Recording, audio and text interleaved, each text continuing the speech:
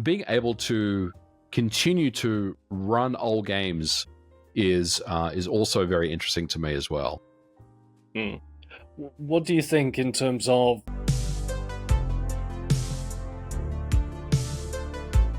unlike film and TV, technology and corporate decisions can essentially make access to a lot of these games obsolete. You're not able to.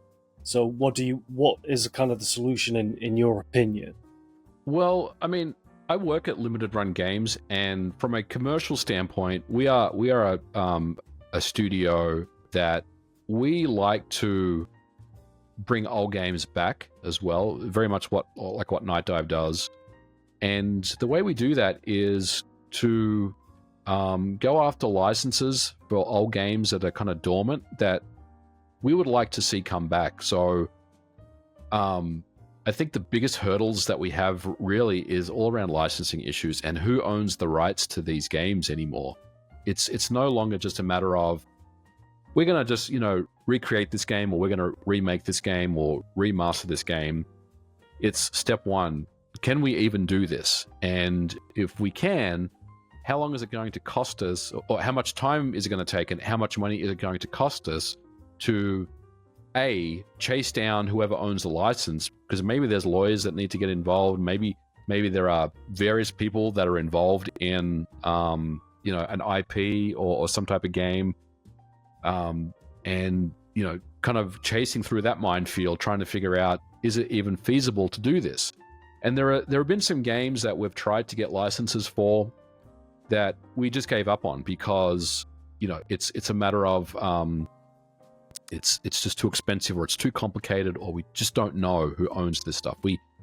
And when you relicense an old game, it really means you have to make sure that you have everything on lock. So I think from a preservation standpoint, that is probably the biggest hurdle that I see. I mean, it's easy for a hobbyist. On the hobbyist side, it's easy, right? I mean, you don't really think about those things. But if you want to play old games on your Nintendo Switch or on your PlayStation, on Steam, on GOG, then you have to acquire a license for that game, and getting that stuff can be extremely difficult.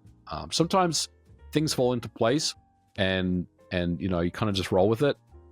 But in other situations, you try to go after something and it's not available, or it's just something that just can't happen for whatever reason. And I think that's the part that really concerns me about video games going forward, the preservation of video games. Look, preservation, that term can really mean a lot of different things. It can mean ROMs on a website that I can click on and download, because that entire NES catalog is preserved and it's available, right?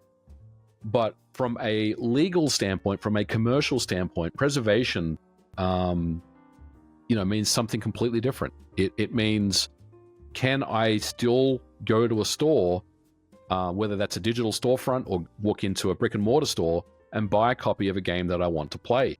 And that's a different conversation. So for me, like, licensing, number one, is the biggest thing.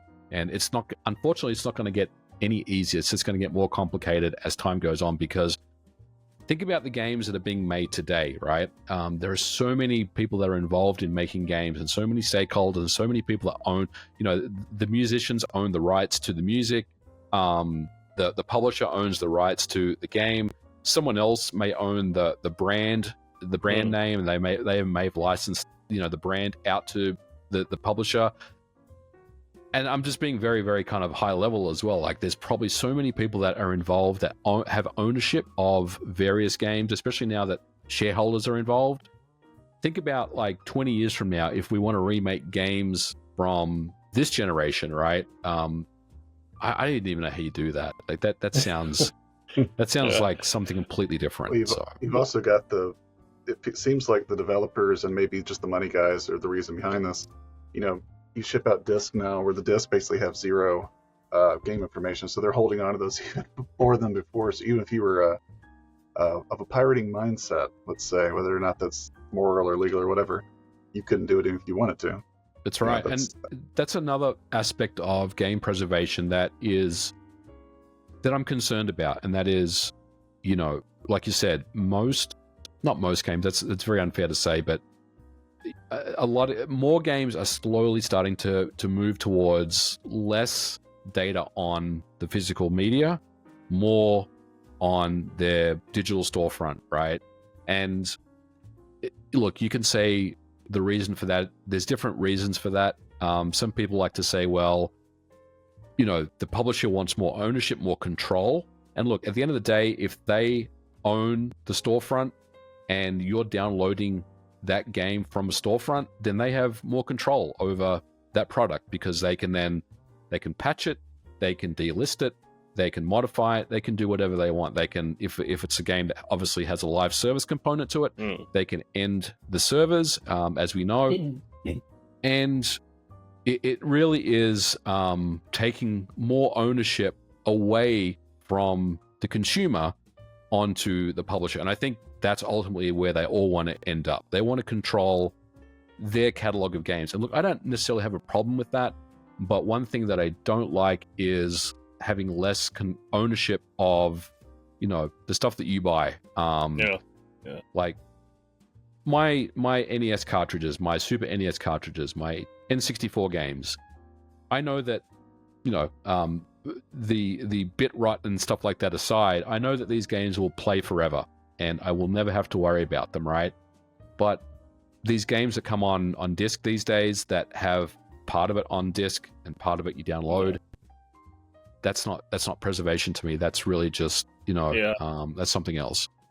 But licensing has, I've forgotten what game it was, but even the music licenses, and I think it was taken off the Xbox store. We're talking a couple of years ago, I think it was. Sorry, I don't remember the title of it.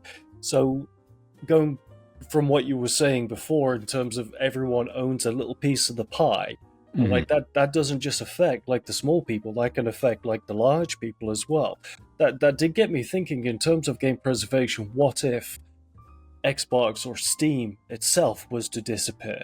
You know, how the compounding effect across the whole industry that would have in terms of individual developers, you know, would have their own the game and the publishers would, but in terms of the distribution of these games, because everything has gone so digital right now. And it's going to get even worse with like game streaming, because you're not even buying a license to be able to download and playing it. It's literally, you saw what happened with Stadia, when that is literally a service just disappeared overnight and everyone's library just disappeared as well. They call it entitlements now. They don't call it licensing or ownership. They call it entitlement. And that's an interesting word that I hear, because it's basically just saying you're entitled to launch and play this game. But you don't own this game. You have no ownership over it. And look, ultimately, at the end of the day, if I buy a physical copy of a game that has the entire game on the physical media, I understand that I don't technically own this game. It still belongs to the publisher if you look at the fine print and all that stuff. But here's what I do know. No one can come into my house, take that copy of that game, and walk out of my house, right? They can do that with digital storefronts. They can. We've seen it before. We're going to continue to see it. We've seen storefronts shut down, the Wii U storefront, the 3DS storefront.